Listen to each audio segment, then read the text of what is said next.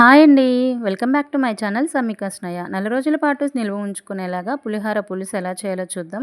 హాస్టల్‌లో ఉండేవాళ్ళు కానీ, బ్యాచిలర్స్ కానీ మంచి రెసిపీ ఈజీగా చేసుకోవచ్చు. ఒక్కసారి చేసి పెట్టుకున్నామంటే ఎప్పుడు కావాలంటే అప్పుడు రైస్ కుక్ చేసుకొని పులిహోర కలిపేసుకోవచ్చు.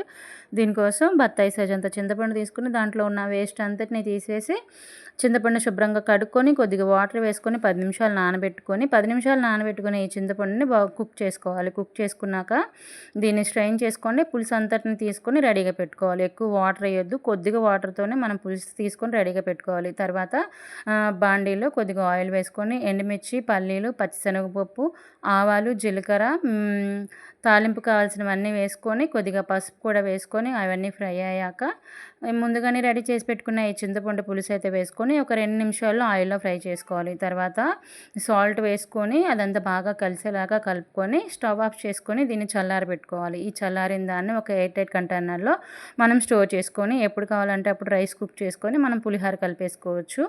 మార్నింగ్ బిజీగా ఉంటుంది కదా లంచ్ బాక్స్‌కి ప్రిపేర్ చేయడానికి. అలాంటప్పుడు నైటే మనం ఇట్లా పేస్ట్ రెడీ చేసి పెట్టుకున్నామంటే మార్నింగ్ ఈజీగా లంచ్ బాక్స్‌కి మనం ప్రిపేర్ చేసి పిల్లలకి ఇవ్వచ్చు.